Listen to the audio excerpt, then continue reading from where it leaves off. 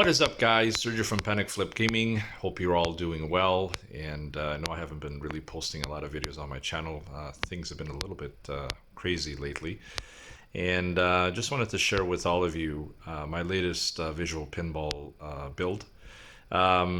This is a 1968 Campus Queen. It was a former Campus Queen cabinet. Wasn't working. My friend Jay picked it up. It was basically bare bones, but it did have the legs, the lockdown bar, the glass, the back glass, obviously, the back box. And I turned it into a visual pinball machine. This is something that he's been wanting to build for quite some time. And, so he reached out and I had some free time on my hands and I helped him put it together. So just want to give you guys a quick overview of what I've done. And we'll just move to the front of the cab here. So traditionally, like a real pinball machine, I've got start, extra ball, and pinball sucks for your exit. I'm actually waiting for the bulbs to come in. These are supposed to be lit, so I'm just waiting for the bulbs to come in. There's the launch ball button for those games that use a launch ball. There's a real plunger. What I did is I used the original start button to coin up. You can see here right now I'm running Arabian Nights, and you can see here when I push the button, it coins up. And I just take you inside here. Kind of obviously hard to see, but I've got the two amplifiers that run the surround sound feedback for both the front and the back channels. Out front with all the adjustments that are easy to get to. The sub is here, and then I've also got the volume adjustment knob by the coin door, so it makes it easy for him to adjust the volume as he pleases. And then there's a little USB extension cable. You can plug in a USB stick or a mouse, a keyboard, that sort of thing. Close up the coin door. The Playfield is a Vizio 40-inch 4K screen. I'm going to leave all the links to the screens and the models on the description below.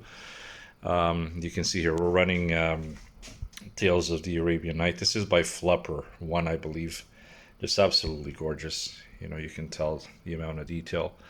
And then for the DMD, we're using a 17-inch DELL Ultrasharp. Again, he decided to go to full DMD, which I actually commend him for it. I think it looks beautiful. The nice thing about obviously Popper, Pinup Popper, is that you could take the window screens and you can size them however you want to. So by resizing the DMD to use a full 17-inch area, it looks really, really nice. And then back here, he's got 24-inch LED RCA TV 720p. Nothing crazy, does the job. And it's got also, as I mentioned, full surround sound feedback. It's running a shaker, just like obviously a real machine. It's got all, I believe, 5 Ford solenoids. So 2 in the front to mimic the slingshots. You've got another 3 position at the back of the cab to mimic, your rear bumpers. You've got obviously addressable LEDs on each side. And say as I start the game here, you should see obviously the LEDs coin up. Sorry, you should see the LEDs light up. As you can see here, it looks absolutely beautiful. And you can tell now that the volume is low. So I actually set the volume knob a little bit low. But one thing I did was I also added some service switches down here, just like a real machine. So as I open the door, I'm going to flip the camera back up there, and you'll see here. So you've got the door open, and I'm going to scroll back down here. I'm going to hit the volume up button, and you'll see here, just like the real machine right there. And then you hit your exit button, and off you go. So I try to keep it as authentic as possible. Just try to mimic obviously the real thing. He didn't want to add the fan and the beacons. I don't blame him. To be honest with you guys, I was kind of thinking that we've gone this far, but at the same time, I also looking at the cab, and it looks so vintage. And I'm just going to come around the side here. It's so vintage that you know, I just think that by adding the beacons in the fan, I think kind of kills the look, and he wanted to go for a nice, clean, authentic old look. So I think it did the job just fine. And then you've got obviously your MagnaSafe buttons. These are supposed to be lit as well. That's the MagnaSafe right there. And we're using the real steel flippers that came with the machine. Takes a bit of adjustment, or takes a bit of adjusting to, I should say. Definitely plays a lot different than using the plastic leaf buttons. But you know, once you get used to it, it's fine. But I am very happy that he decided to stick with the addressable LEDs, because I think it definitely adds a lot of you know, a lot of depth to the table. You know, I mean, we all know that you know, pinball is all about the light show, if you will. And even though certain tables have just gorgeous lighting, having the LEDs on the side really add, you know, to the overall playing experience. And so, just bringing you guys around, you know, the table here. This is obviously Tales of the Arabian Night. But what I did for him as well is I'm going to back out here, and I've got, obviously, if I back out, here's my Pinup Popper. I've got favorites. I got Visual Pinball X, which has all the tables. I've got original tables set up for him. Obviously, JP Salas collection. 2000s, which is all your Sterns, and you can see here. And then you've got 90s, all the Williams stuff, 80s. And again, every playlist has, you know, its own BackGlass, its own music, its own AMD. 70s as well, obviously a lot of the old stuff. And then I've got also Pinup Juke. So this is just like basically a jukebox that was created by Dave and Neil Buster. And if you just want to play some pinball, you just want to like enjoy some 80s tunes, you know, this little baby is a hidden gem. And that's it. And again, here you go. Here's Circus Voltaire. Here's Cactus Canyon. And just show you guys here. Start. Welcome to town, stranger. You know, it's gonna be difficult to obviously play with one hand. You know, I was gonna put this on the tripod, but it's so difficult to, you know, to get the tripod exactly where I want it. So I'm just gonna show you guys here. It should be loading up any minute. That's the gear motor that you hear. That's one thing I forgot to mention. It also has a gear motor. He decided to go to 24-volt gear motor, and that's what you hear as the train is moving.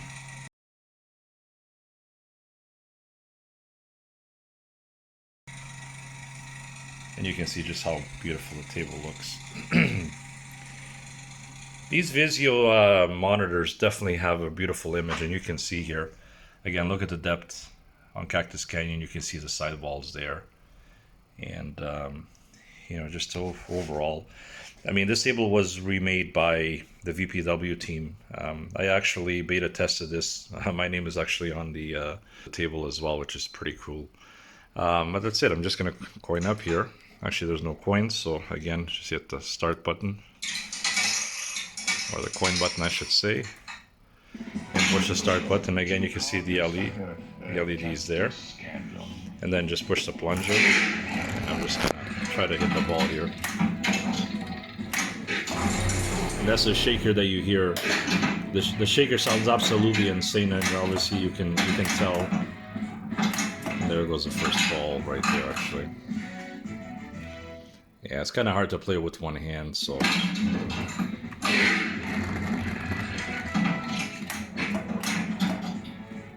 Yeah, it's kind of hard. But you guys get the idea anyway. I'm just gonna push the ball one more time. And there's a shaker again. You can definitely hear it. And you can see, oh, you guys kind of missed while I was pointing the camera down, but you got like almost like a live catch. That's how good the physics are on this. Just absolutely gorgeous table. So that's it. One thing I'll show you guys around. Let me just bring it around here. I don't know if I can just pull the back box. See, it's also got like the key for the metal panel, just like you would with the real machine.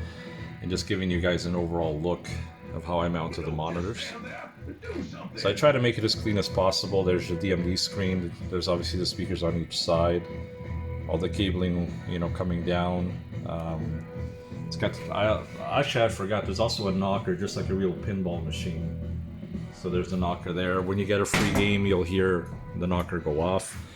And then obviously down here, you've got the fans that pull the air away from the inside of the cabinet. So, you know, I can show you guys the inside of the cabinet, but I mean, there's nothing really fancy, nothing you guys haven't seen before. I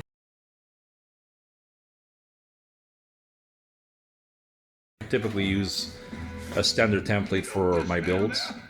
So if you've seen the inside of my cousin's VPIN or even mine, it's kind of the same thing too. So, and you know, again, just trying to make it easy for him. And then you can also shut down the, you know, you can shut down the machine right from the front end. So if you hit the extra ball button right here, brings up this menu, and there's your system exit, and then there's the shutdown, and then just hit basically the start button, and it shuts everything down for you, you know, and makes it nice and easy. So that's it, guys. The video is going on 11 minutes. I hope you all enjoyed. If you have any questions in regards to the build, let me know. Again, I'm going to leave some links below as to the components that we used. And again, if you guys have any questions, let me know. I know that there's been some people who have asked me for some LED help on the addressables.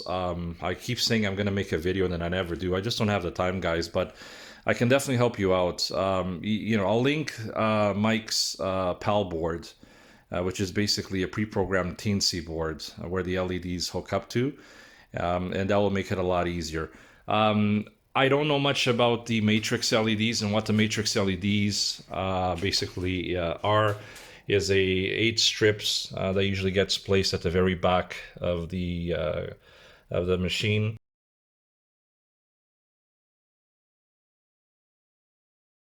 And then it will give you different animations depending on which table you're playing. My friend Nick actually has it on his. I love it. I just never really wrapped my mind around how to, you know, get all that stuff, you know, soldered and working. He has. I decided to go with the simple method of using basically just the addressable LED strips, one on each side, and I think it looks just fine. And I can help you guys set that stuff up. I can link Mike's guide as well. It's very self-explanatory. And I can also link my cabinet file if you guys need some help. So that's it, guys. Again, thanks for watching. But as always, happy pinballing.